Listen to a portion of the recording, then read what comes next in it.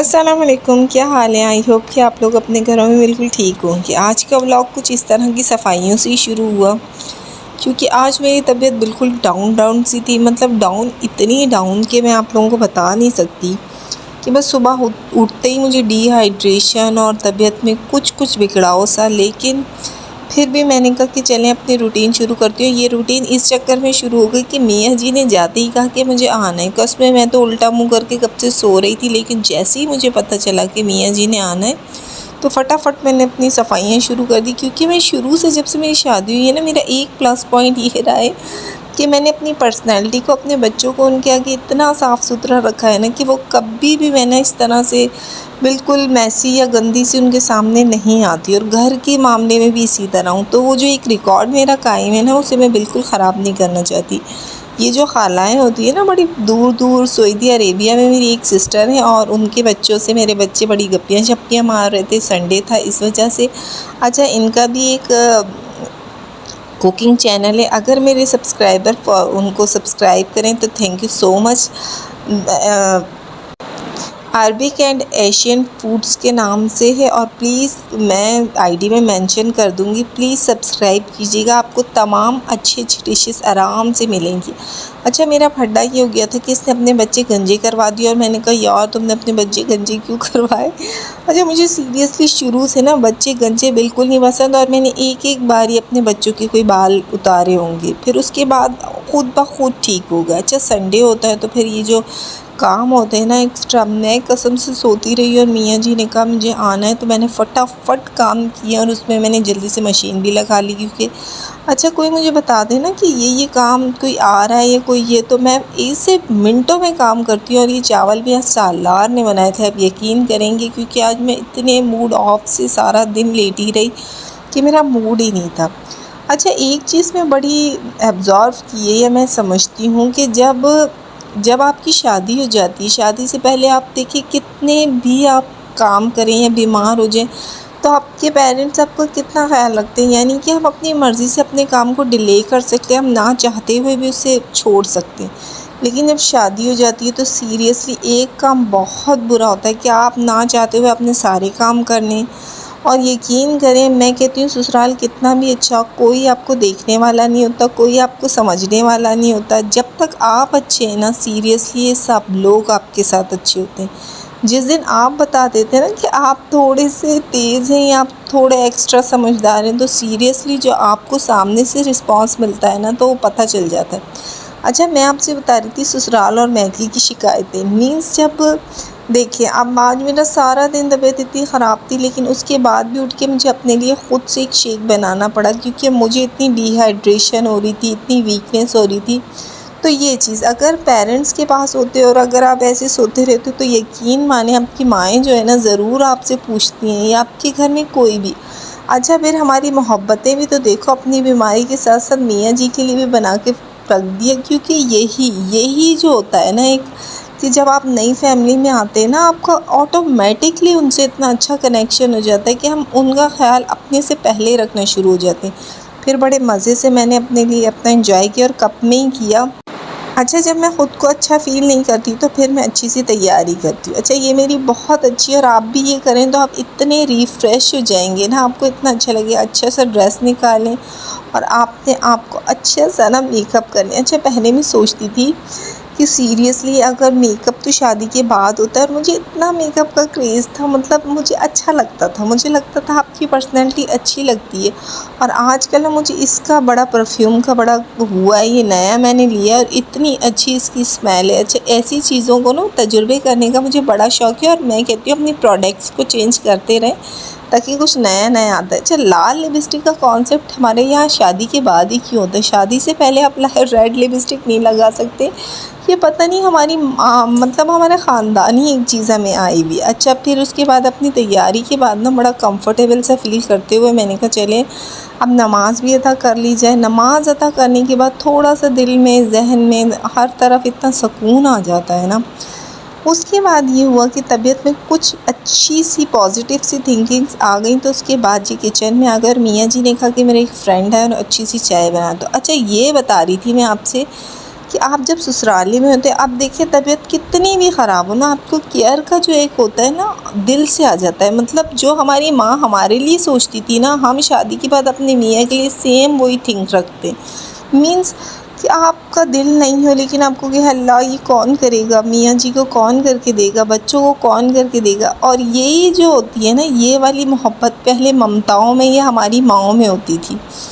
वक्त आपको इतनी तेज़ी से बड़ा कर देता है कि आपको सीरियसली पता नहीं चलता कि आप एकदम से किस मोड़ पर आके खड़े हो गए।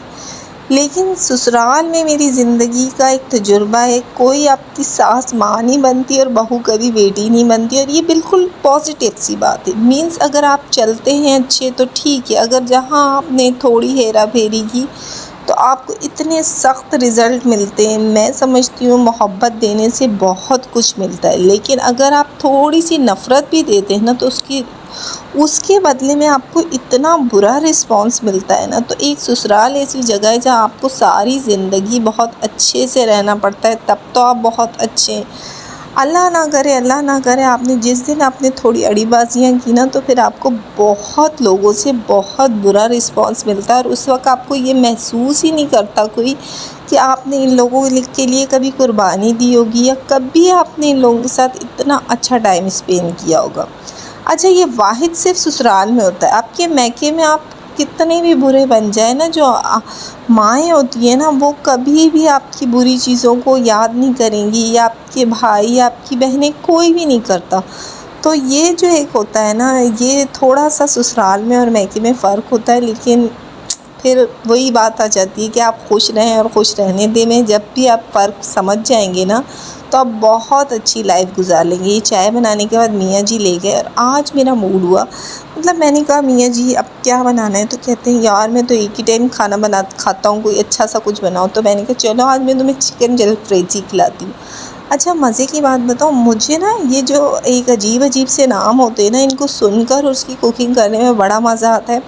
नाम तो बड़ा अजीब है, चिकन जलफ्रेजी, लेकिन सीरियसली इतने मज़े की बनी थी।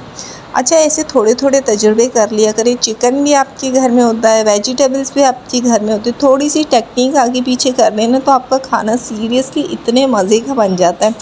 अच्छा, चिकन जलफ्रेजी की सबसे अच्छी बात ये है कि इसमें वो शिमला मिर्च जो डलती है ना, वो मुझे इतनी पसंद है। और मैं स्पेशली ना, जब भी शिमला मिर्च घर में आती है तो मैं शिमला मिर्च या आलू कुछ भी डाल के ना शिमला मिर्च को इस्तेमाल करती हूँ। तो आज मैंने कहा चलें चिकन जलफ्रेजी में भी शिमला मिर्च डलती है तो मैं बनाती हूँ। इसके लिए आपने एक अंडा फेंट लिया, इसमें नॉर्मली नमक और मिर्ची डाल के इसको अच्छे से फ्राई कर लें। बहुत आसान है। प्याज चॉप कर लें, मतलब चकोर उस तरह से कीजिएगा क्यूब्स की शक्ल में। अब मेरा तो पुट्ठा सुट्ठा मैंने काट लिया था, लेकिन आप क्यूब्स की शक्ल में काटेंगे तो इसकी प्रॉपर लुक आएगी। इस तरह से आप काट के इसको थोड़ा सा सौते कर लें। मीन्स कि आपने 2 मिनट तक इसको ना कढ़ाई में या किसी भी पैन में घुमाना है, ज़्यादा देर इसे नहीं छोड़ना।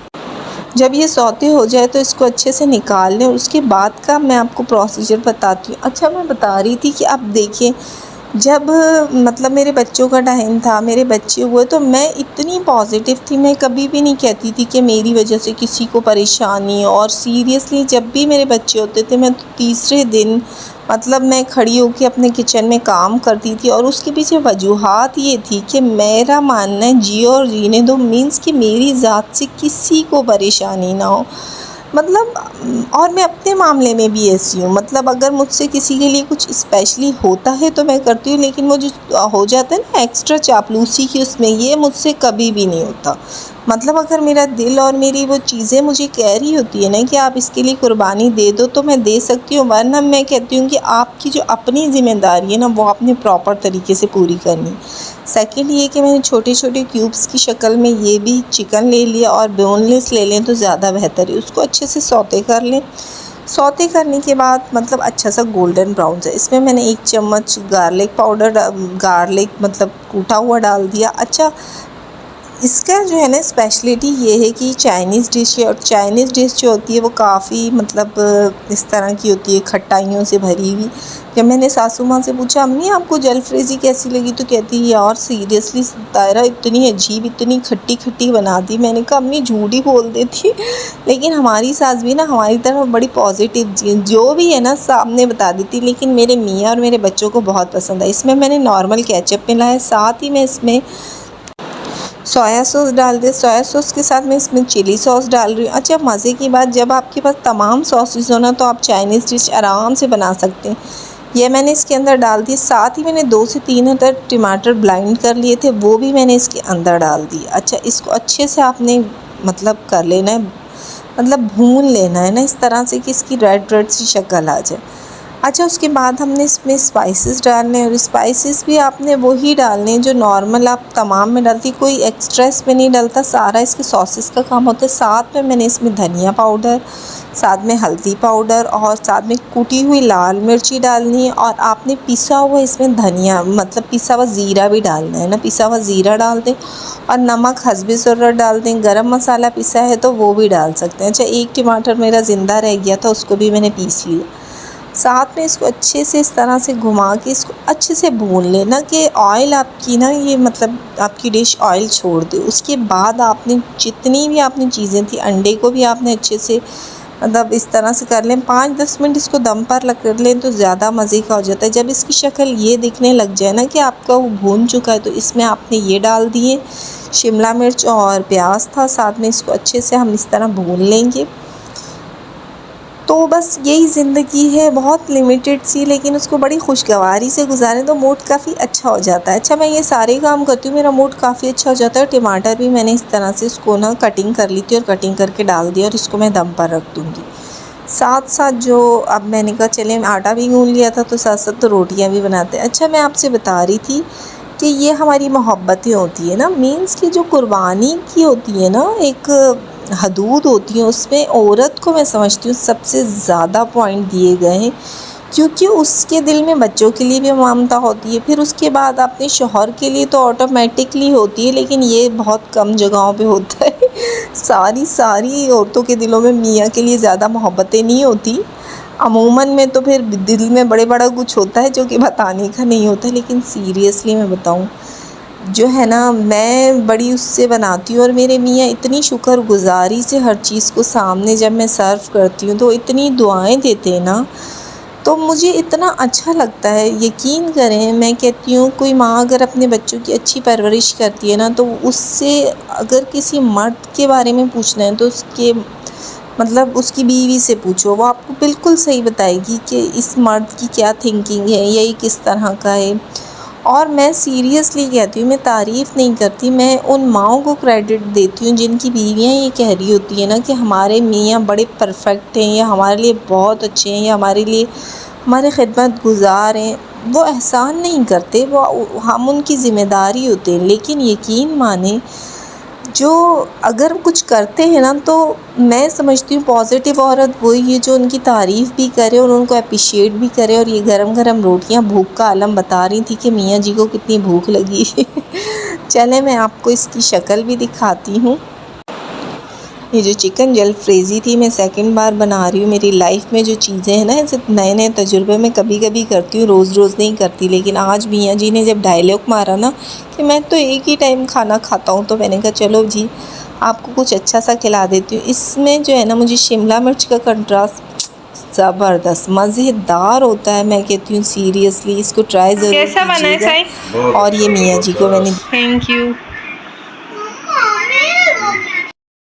अपना बहुत सारा ख्याल रखिएगा। अल्लाह हाफिज़।